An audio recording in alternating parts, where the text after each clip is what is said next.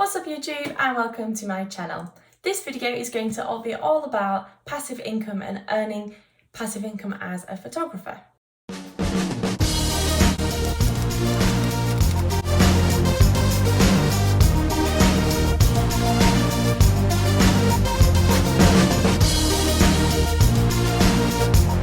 Welcome back to my channel. This is a great channel for photographers to get some tips and tricks on photography and the business side of photography. This video is going to be all about passive income. It's really important to diversify your income as a photographer because you cannot ever predict when or where money is going to be coming in from as a freelancer. This was made very apparent when we all went into lockdown, and I think all or most photographers were drastically hit. I know I was, and before lockdown I never really looked into diversifying or passive income as a photographer. So I come with these 8 tips on earning passive income as a photographer. I wouldn't recommend going off and doing all of these at once. If they all appeal to you, start with one, then do another one, and kind of go gradually from there. Passive income. The definition of passive income is to earn money with minimal or no effort. These are kind of generally things like apartment rentals or stocks and shares, things like that. Generally speaking, that's what passive income is. When we talk about passive income as a photographer, it's quite different. There's no way of earning money as a photographer with absolutely no effort, no upfront effort at all. These tips I've got here, they are going to take effort, and they're going to take a lot of effort. The reason we call them passive income is because when they're set up, there is minimal or very little that's needed to keep it going. It's passive because one image you take now could be earning you money years and years to come.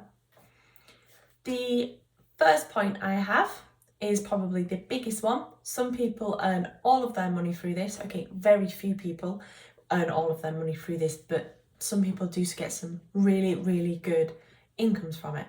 Most photographers use it as a side income, a side hustle, things like that.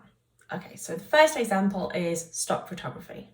If you've ever heard of stock photography, you'll have heard of sites like Shutterstock, Adobe Stock, Getty Images, big names. These sites are a really good way to sell your images.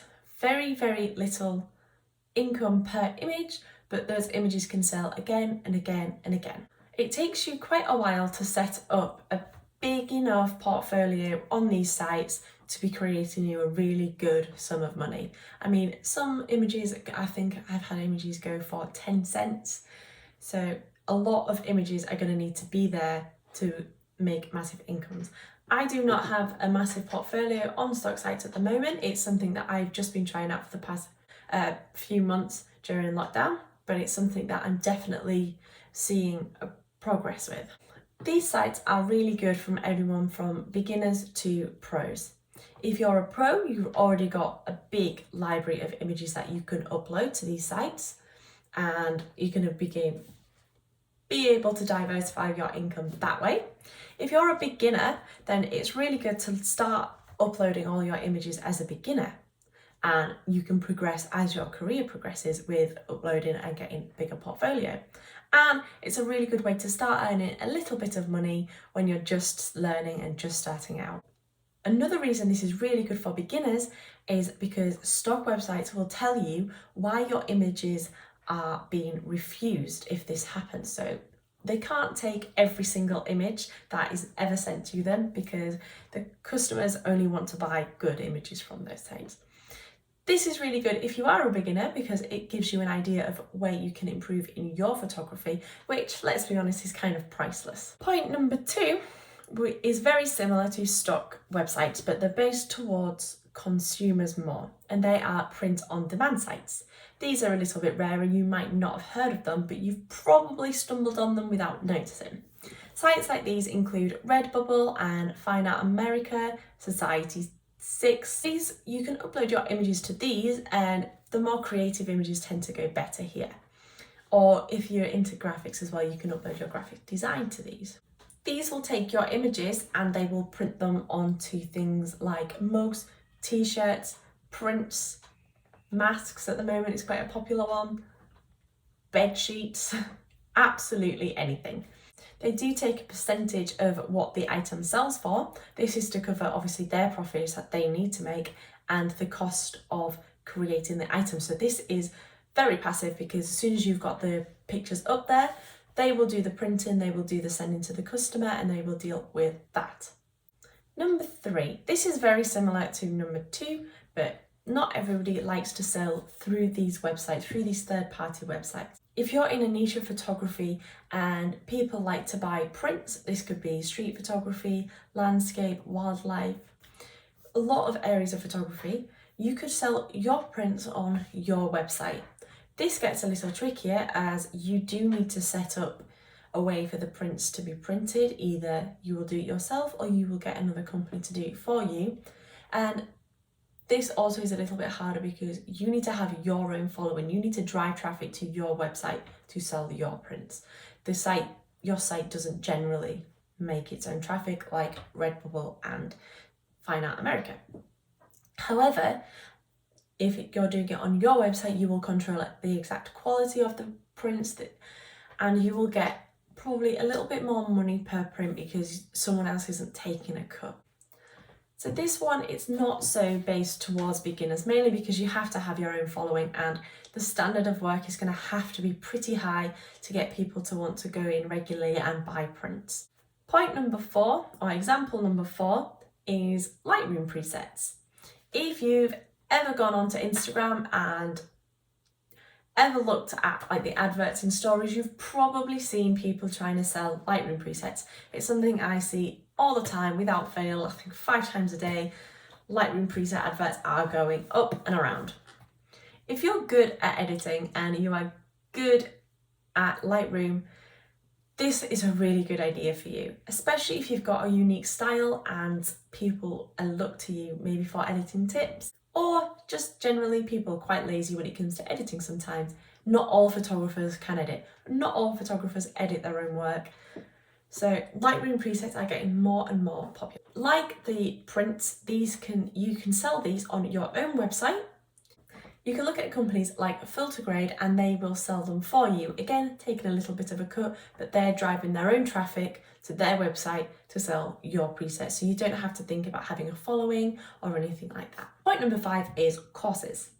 Right now, creating and taking courses seems to be a lot more common than it was a few years ago. I don't know if it's lockdown, everyone's a bit bored, so they're at home creating a course or they're at home taking a course. But there's courses on everything. This one is maybe based towards more professionals or experts. If you know something and you can do it well, there will be somebody who will pay to learn what you have to teach. There's really easy ways of doing courses at the moment, so you can still go ahead and create them onto your own website, or you can look at companies like Skillshare or Udemy that will show and host your courses to their audience. They will again obviously take a cut of your profit, or like Skillshare, I think they give you so much per view per month. That one's quite good. Number 6 is books. It's never been easier to create and sell a book. You can do this with no upfront cost, no editor. You can make a book and you can sell it on Amazon as an ebook for no cost. Amazon will take a cut of every profit, but until you're actually getting some sales, it's not going to cost you anything. Again, like the courses, you need to have something people are going to want to buy. So you need to know something that you can teach that people are going to want to buy. Or some people like to create books of their work, like photo books. This is quite common in street photography or landscape photography, or even travel photography. People like to create nice little picture books, like coffee table books and things like that. You can sell these on Amazon. So like courses, that one's based more towards professionals, or if you have something to put down, something to write, you can even make a book about your journey as a photographer. So you can do it as a beginner as well, but generally speaking, it's more towards professionals who have something to teach or have something quite big to show. Number 7, so 7 is having a blog. So this is actually something I tried. I'm not a big writer. I decided to make a YouTube channel instead because writing down, all I write is notes in a book. If you have a blog, you can put ads on those blogs, and every time someone clicks on the advert, you will get a little bit of money. So I think you can do this through AdSense, or there's other advertising companies that can put adverts onto a blog so it can make money, income by people seeing the advert. You don't need to be a professional to have a blog. You could write a blog about your journey learning photography. You could write a blog about absolutely anything. But with a few of the other ideas, it's best to have a following so you can have a lot of traffic to that blog. Okay, the last point is number 8, and that is affiliate links. So this one is absolutely not directed towards your skill as a photographer. You do not need to be an amazing photographer to have an affiliate link, but it does go hand in hand with things like that. As a photographer, you will buy and use a lot of equipment. If you watch my last video about the equipment I use on a couple of different types of shoots, you'll see quite quickly there is a lot of things that go into photography. You may get asked on a regular basis what camera you use, what lens you use, all those questions. If you get these questions, you may be able to get a little bit of money per person you recommend to a product. They are called affiliate links. I have them in the description below this video. They're on every single one of my videos. It does not cost anybody anything if they click on an affiliate link, but the person whose link it belongs to will get very small percentage. So my links are Amazon affiliate links. I link the product I use through Amazon, and if anybody clicks on that link and buys it, or actually buys anything from the Amazon site after clicking on my link, I will get a very small percentage of their sale. The reason I mention affiliate links is because they are not only for YouTube channels. You can put affiliate links on blogs, you can put them on Instagrams. If you wanted to, if someone asks you what camera you use, you can reply with an affiliate link. The only thing is you have to mention somewhere if a link is an affiliate link. If you go right down to the bottom of my description box, there is a disclaimer there mentioning that some of the links will be affiliate links. I did not mention YouTube as a way of earning money as a photographer, mainly because I do not earn money on YouTube. I don't think one person has clicked on my affiliate link yet, except me. And I have not earned any money yet from YouTube. It's not something I would recommend you to do if you were looking to earn money. It takes a long time to start earning money on YouTube. So it's not something I would recommend for either a beginner or a professional, unless it's something they wanted to do. If you want to make a YouTube channel, make a YouTube channel, but do not make it for money. That's it for this video, guys. If this video interested you, then give it a thumbs up and let me know in the comments below if you've got any questions. After doing this video, I realised I could have talked about most of these points for a lot longer, especially the stock websites. So if that would interest you, maybe a video more in depth about how to earn money on stock websites, then let me know. That will be next on my list of videos to create. Thank you very much, guys. Subscribe to this channel for more photography related content, and I will see you all in the next video. Thank you.